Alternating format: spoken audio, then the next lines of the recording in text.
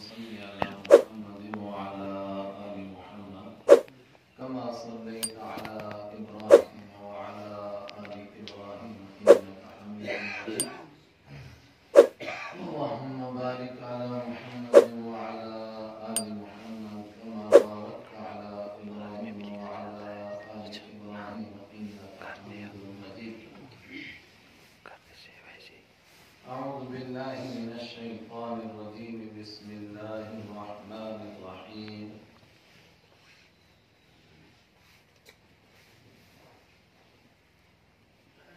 فتقبلها ربها بقبول حسن وأنبتها نباتا حسنا وكفلها زكريا إنما يتقبل الله من المتقين ایمانی ساتھیوں، آپ حضرات کو کافی زحمت اٹھانی پڑی، انتظار کی، لیکن ہر چیز کے پیچھے اللہ کے راز ہوتے ہیں۔ اس دیری میں بھی اللہ کا کوئی نہ کوئی ضرور راز ہوگا۔ ہم نے کئی مرتبہ دیکھا لوگ دوڑتے ہوئے گئے، جہاز چھوٹ گئے، بعد میں پتہ چلا وہ جہاز حادثے کا شکار ہو گیا۔ ہمارے ایک ساتھی صبح پہلی گاڑی سے نکل رہے تھے، بیٹے کو اتنا ڈانٹا، گاڑی چھوٹ گئی، وہ گاڑی تھوڑی آگے جا کے ایکسیڈنٹ ہوئی، سارے شہید ہو گئے۔ اب اس کو اللہ تعالیٰ نے ابھی زندگی رکھنی تھی، یہ بچ گئی۔ اللہ تعالیٰ کے یہاں سارے کاموں کے پہلے سے منصوبے بنے ہوئے ہیں، اور میں اور آپ کٹ پتلیوں کی طرح خالی دوڑ لگاتے ہیں۔ پہلے سے طے تھا، متی گاورن نام کا کوئی گاؤں بنے گا، اس میں ایک مسجد بنے گی، اس میں یہ کام ہوں گے، ایک مدرسہ بنے گا، اس میں ایک بچہ حافظ ہوگا، سب اس کے یہاں طے ہے۔ یوسف علیہ السلام کو بھائیوں نے حسد کی بنیاد پر جنگل میں لیا، کنویں میں ڈالا، وہاں سے ایک قافلے نے اٹھایا، مصر میں لے کر کے بیچا۔ مصر میں جس نے خریدا اس کی عورت نے الزام لگایا، وہ جیل چلے گئے۔ بظاہر لگ رہا ہے کہ حادثہ ہو گیا، اتفاق سے ایسا ہوا۔ قرآن پاک میں ایسا نہیں ہوا، وَكَذَلِكَ مَكَّنَّا لِيُوسُفَ فِي الْأَرْضِ۔ اس طریقے سے ہم نے مصر میں یوسف علیہ السلام کے پاؤں مضبوط کیے، ان کو طاقت عطا فرمائی۔ تو اگر مصر میں ان سے کام لینا تھا تو ان مصیبتوں سے کیوں گزارا؟ وَلِنُعَلِّمَهُ مِن تَأْوِيلِ الْأَحَادِيثِ، تاکہ ان کو باتوں کی گہرائی میں جانا آئے۔ اور جو آدمی بکتا ہوا، لٹتا پٹتا، کنویں میں گرتا، پھر جیل میں ٹھونسا جاتا ہے، پھر وہ واپس آ کر مصر کا بادشاہ بنے گا؟ فرمایا وَاللَّهُ غَالِبٌ عَلَىٰ أَمْرِهِ، اللہ جو کرنا چاہتا ہے سو کر گزرتا ہے۔ اللہ جس کو بادشاہ بنانا چاہے اس کو کوئی روک سکتا ہے؟ وَاللَّهُ غَالِبٌ عَلَىٰ أَمْرِهِ، اللہ جو کرنا چاہتا ہے سو کر گزرتا ہے۔ وَلَٰكِنَّ أَكْثَرَ النَّاسِ لَا يَعْلَمُونَ، لیکن اکثر لوگوں کو پتہ ہی نہیں چلتا ہو کیا رہا ہے۔ اللہ کے ہاں کوئی حادثہ نہیں، کوئی اتفاق نہیں، بائی چانس ہے، کوئی بائیس چانس وانس کچھ نہیں ہے۔ اس کے ہاں سب پہلے سے پلان ہے، ایسے ہی ہونا ہے۔ تو اس لیے آپ ناراض نہ ہوں، اس کے منصوبے کے مطابق یہی وقت لکھا ہوگا یہاں آنے کا۔ ہمارے بالکل ابتدائی ساتھیوں میں عبد الرحمن صاحب، یوسف صاحب ان کے ساتھی، تب میرے بال ان سے زیادہ کالے تھے، لیکن اب میں سفید ہو گیا۔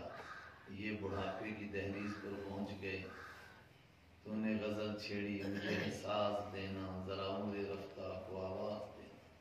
تو میں تب سے آپ کے اس گاؤں کو جانتا ہوں، آیا بھی ہوں یہاں، مگر کبھی نہیں موقع ملا آپ کی مسجد میں آنے کا۔ وہ دوڑتے بھاگتے آئے، واپس بھاگے۔ اور حضرت مولانا ان کے بھائی صاحب اور میرے ساتھی، تب سے میں جانتا ہوں، لیکن اللہ نے مقدر آج بھی لکھا تھا۔ اس لیے اگر دیری ہوگی کوئی بات نہیں ہے۔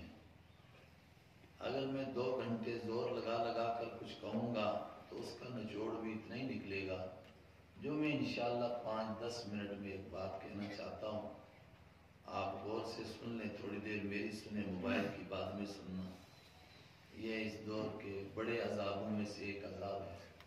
بدبختی یہ ہے کہ اب یہ مسجد اور مدرسے میں گھس گیا ہے۔ ہم نے تو کوشش کی ابھی نہ گھسے، لیکن ادھر سنا گھس گیا ہے۔ تو پھر جب شیطان گھس گیا مسجد میں تو لوگ اس کو دیکھتے ہیں، مجھ کو کہاں دیکھتے ہیں۔ میری تقریر وہ بعد میں سنیں گے، پہلے اس کی سنیں گے، لیکن آج آپ دل پر پتھر رکھ کر 2-4 منٹ سن لیں۔ جو جہاں کام ہونا ہے وہ اللہ نے طے کر رکھا ہے، شیلے سے ہوگا۔ کوئی کہے میں نے بڑا تیر مارا، میں نے چندہ دیا، تو نہ دیتا، تیرا پوتا بھی نہ دیتا، تب بھی ایسے ہی ہوگا۔ کوئی مولوی کہے میں نے بڑا کمال کیا، میں نہ ہوتا تو پھر کیا ہوتا تھا، کچھ بھی نہ ہوتا ہے۔ وہ ہوتا ہے جو اللہ چاہتا ہے۔ اللہ کے چاہنے کے بغیر کچھ نہیں ہوتا ہے، اللہ کے چاہنے سے ہوتا ہے۔ البتہ بندوں کو موقع دیا جاتا ہے کہ وہ اپنے بخشش کے لیے کوئی کام کریں۔ تو بندے اپنی بخشش کے لیے کیا کر سکتے ہیں اور کون سا مدرسہ ترقی کر سکتا ہے؟ ہمارے JNK میں سب سے پرانا مدرسہ اسی علاقے کا ہے، سب سے پرانا مدرسہ دنگی پورہ کا ہے۔ تب مدرسوں کا نام لوگ نہیں جانتے تھے، اس زمانے کا مدرسہ ہے۔ کون سا مدرسہ ترقی کرے گا اور کون سا مدرسہ فیل ہو جائے گا، کون سے مدرسے کا فیض زیادہ جاری ہوگا اور کون سے کا نہیں جاری ہوگا، میں نے اس کے لیے 2 جگہ سے آیتیں پڑھی ہیں۔ پہلی آیت تو میں نے پڑھی کہ مدرسہ چلتا کیسے ہے، اس کے لیے میں نے آیت پڑھی ہے آدھا سا ٹکڑا، کیونکہ وقت تنگ ہے، مجھ نے کہیں اور بھی وقت دے رکھا تھا، لیکن پیچھے سے جہاز ہی لیٹ ہو گیا تو میں کیا کروں، تو پھر راستے کے جام پھر اور لیٹ ہوتا چلا گیا، وہاں تو عصر پر پہنچنا تھا، اب تو عصر ادھر ہونے کے قریب آ گئی ہے۔ آیت میں نے پڑھی آپ کی حضرت مریم علیہ السلام کے تعلق سے۔ ان کے والد کا انتقال ہو گیا، والد نے انتقال کے وقت میں گھر والی سے کہا کہ میری جو امانت ہے تمہارے پاس، اس کو اللہ کے دین کے راستے پر لگانا۔ ماں نے منت مانی، انی نذرت لک ما فی بطنی، پروردگار جو میرے پیٹ میں ہے وہ میں تیرے دین کے لیے وقف کر دوں گی۔ مگر ذہن میں کیا ہے کہ بیٹا پیدا ہوگا، دین کے لیے چھوڑ دوں گی، امامت کرے گا، شیخ الحدیث بنے گا، آج کی زبان میں محدث بنے گا، مفسر بنے گا۔ فلما وضعتها قالت ربی انی وضعتها انثی، جب بچہ پیدا ہوا تو کہا ہائے بدقسمتی، یہ تو بچہ ہے ہی نہیں، تو بچی۔ اللہ نے فرمایا واللہ اعلم بما وضعت، میں نے تجھے دیا ہے تو مجھے نہیں معلوم کہ تو کیا تیرے پیٹ سے کیا پیدا ہونے والا ہے، اللہ کو معلوم ہے کیا پیدا ہوگا۔ وَلَيْسَ الذَّكَرُ كَالْأُنثَىٰ، اور جیسی یہ لڑکی پیدا ہوئی ہے ایسا لڑکا ہو ہی نہیں سکتا۔ یہ لڑکی وہ کام کرے گی جو ساری دنیا کے لڑکے مل کر نہیں کر سکتے ہیں۔ کیا کام کرے گی؟ فرمایا اس کے پیٹ سے بغیر شادی کے، بغیر شوہر کے، اللہ کی قدرت سے ایک بیٹا پیدا ہوگا اور اس سے ایک امت کھڑی ہوگی۔ پھر کیا ہوا؟ ان کی والدہ نے کہا میں نے تو منت مانی تھی، ذرا بڑی ہوئی تو اس کو اٹھا کر کے دے دیا، بیت المقدس والوں کو حوالے کیا کہ بھئی آپ دیکھ لو کیا کرنا ہے اس کو۔ اس پر قرآن پاک نے کہا فَتَقَبَّلَهَا رَبُّهَا، اس کو قبول کیا اس کے رب نے، اللہ نے قبول کیا۔ بات کچھ سمجھ میں آئی؟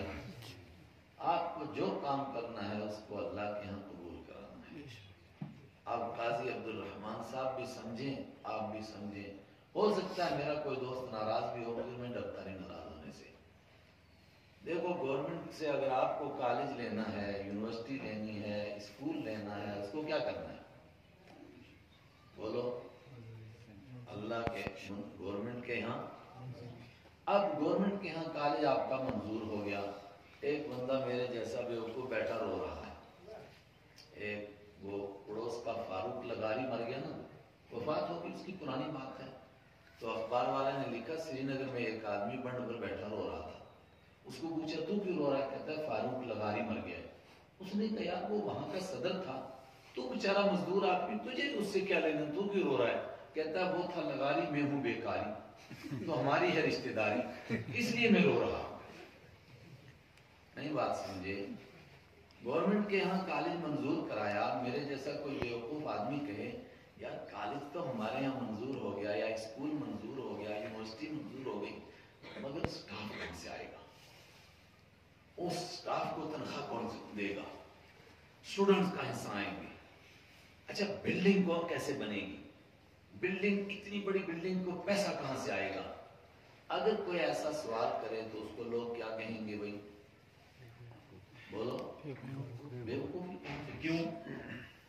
गवर्नमेंट उस कॉलेज को मंजूरी दे चुकी है, जब दे चुकी है तो बिल्डिंग कौन बनाएगा? गवर्नमेंट बनाएगी। प्रोफेसर कहां से आएगा? गवर्नमेंट भेजेगी। तनख्वाह कहां से आएगी उसकी? गवर्नमेंट भेजेगी। और अब तो स्टूडेंट्स भी गवर्नमेंट भेजती है, वो भी गवर्नमेंट भेजेगी। तो ये बंदा रो रहा है कि यार काम कैसे चलेगा? तो इसका मतलब क्या हुआ कि बेवकूफ, कहीं मदरसा बने, खानका बने, कोई दीन का काम हो, और मैं और आप परेशान हों कि इसकी बिल्डिंग कहाँ से बनेगी, इसमें स्टूडेंट कहाँ से आएंगे, ये तरक्की कैसे करेगा, ये आगे कैसे बढ़ेगा। उसको क्या करना है? उसको सिर्फ अल्लाह के यहाँ मंजूर कराना है। जब अल्लाह के यहाँ मंजूर हो गया फिर कोई मसला बाकी रहा? फिर तालिब इल्म कौन भेजेगा? अल्लाह भेजेगा। दारुल देवबंद इस साल खुला है, 2-4 साल बाद की जो रुईदाद छपी है उसमें चाइना और बुखारा के तालिब इल्म है। वो किसने भेजे?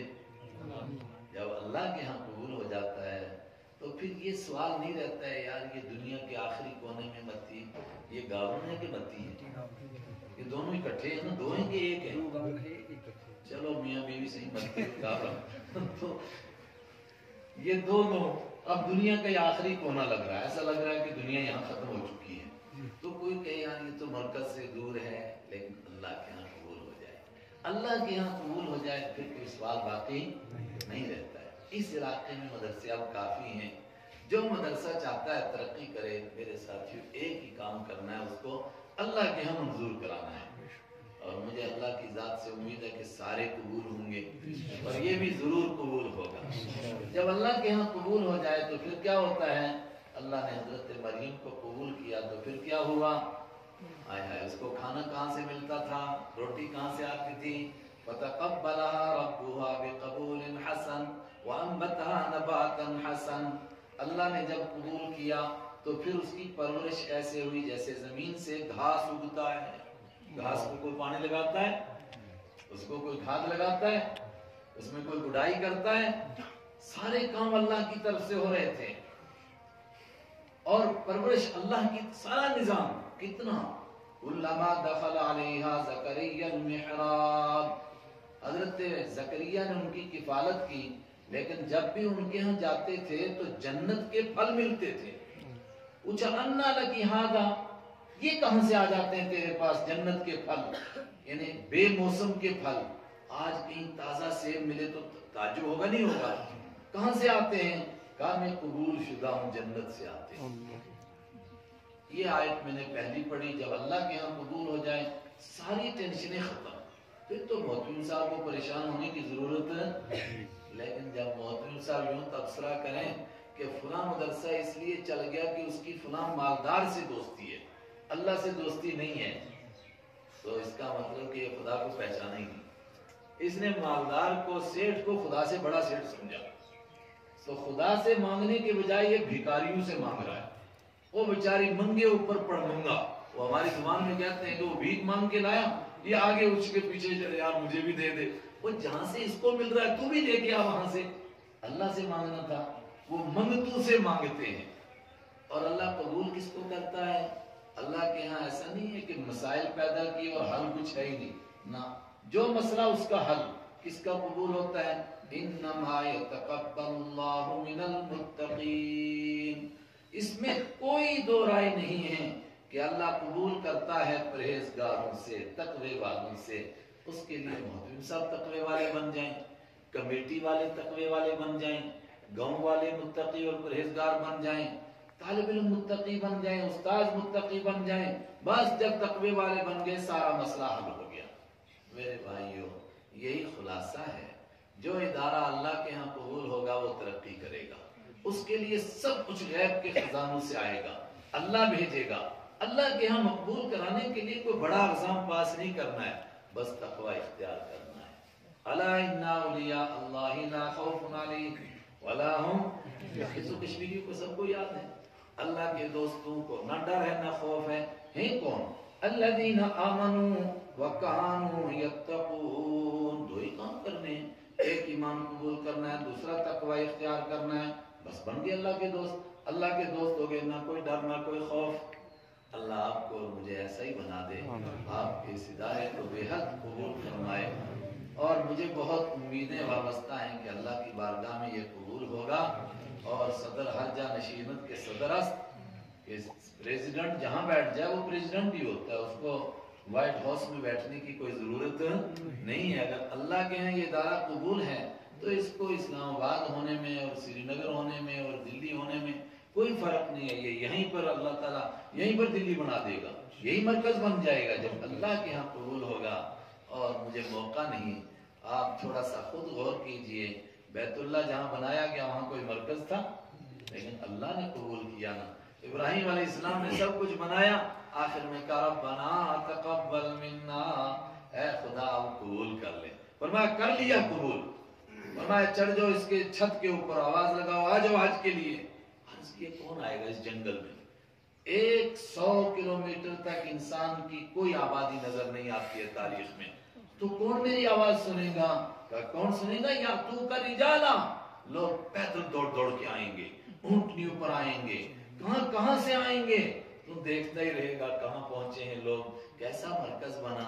سوال ایک آتا ہے کبھی کبھی کالج میں اسکولوں میں، دنیا میں سب سے مہنگی جگہ کہاں ہے؟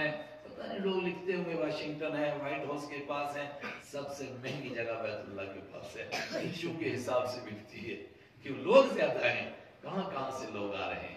اگر اللہ کے ہیں یہ قبول ہو جائے گا، ہر جگہ سے لوگ آئیں گے، یہیں شیخ الحدیث بن جائیں گے، یہیں سارا کچھ ہو جائے گا۔ اللہ کے یہاں قبول ہونے کے لیے ایک ہی کام ہے، انما یتقبل اللہ من المتقین، اللہ قبول کرتا ہے پرہیزگاروں سے۔